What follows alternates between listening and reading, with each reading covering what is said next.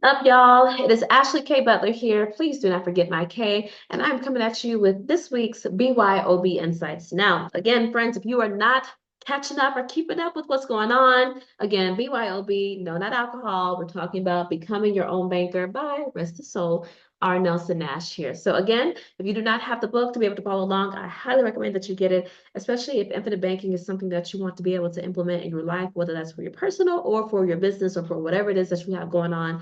Definitely recommend reading the book, getting the book. For those of you who hate reading, again, it is on Audible. For those of you who speak Spanish and don't understand what I'm saying, but speak Spanish and read in Spanish, it's also in Spanish. So I'll be sure that I drop the links inside there for you guys to be able to get access to it. And so with that, moving along here, we are going to be talking about, again, the book here, part one. We're looking at page 26. And so, guys, you're going to notice on page 26, there is a diagram really detailing the infinite banking process. And so I'm actually going to share my screen here too, so you guys can actually walk through that with me and just talking about what infinite banking is, how it works. So guys, just as a reminder, and by the way, the book does also mention this, really infinite banking, a lot of people, they think that it's really a product and it does not. So no, you cannot go call up your life insurance company and be like, hey, can I get one of them infinite banking things off the shelf? No, no, friends. Okay. Infinite banking is a process, not a product. Now, the product that we use, the vehicle that we use is the life insurance contract.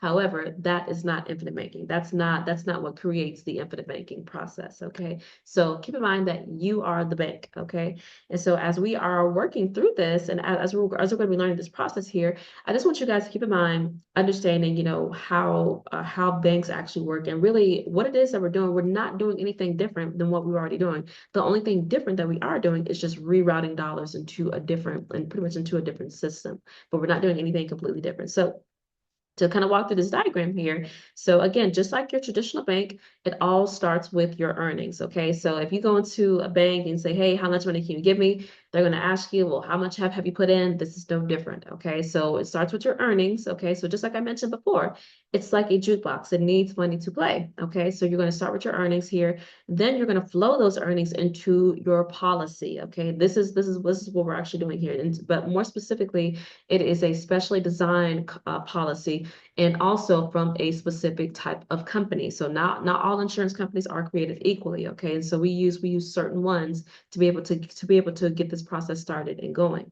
And then from there, you flow the funds from your policy, okay, into any opportunity that you want to be able to use, if that makes sense, okay? And so from there, you end up doing that by taking out policy loans. And so basically, you're not borrowing your money, you're borrowing OPM, other people's money. So for those of you who have not heard of the game called Cash Flow or read Robert Kiyosaki's Rich Dad Poor Dad or Cash Flow Quadrant, he always talks about OPM, other people's money. So your money is still growing and still earning, but you're actually borrowing against it from basically for using the life insurance company's money. So your funds are just used as collateral in the event that you don't pay them back.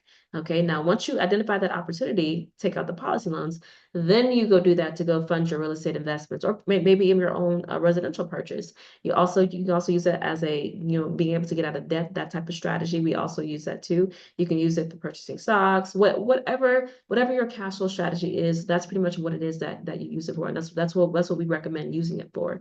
All right. So we recommend doing these things here.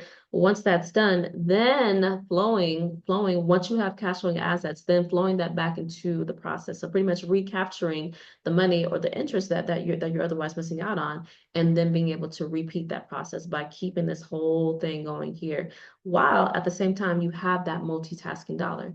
And again, what do I mean by that? So not only are you using these dollars to be able to fund the policies where you're also earning interest and dividends, but you're also using this to be able to, do policy loans. You're also able to use this in the event that things come up.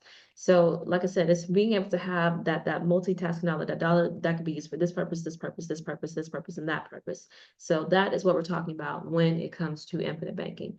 And so that's all I have for now, guys. If you have any questions, like I said, I definitely recommend going through the book. Okay, so if you have not read the book, if you have not purchased the book, definitely recommend doing that. If infinite banking is something that you want to learn and be able to implement into your life, like I said, whether it's personal or business, you do have to read the book in order to be able to get a better grip and a better understanding of it. Otherwise, this is all for naught. So That's all I got, guys. Again, this is Ashley K. Butler. Please don't forget my K coming at you with this week's BYOB Insights. I hope you guys got some valuable information, and I'll catch you guys next week for next week's BYOB Insights. Until then, peace out.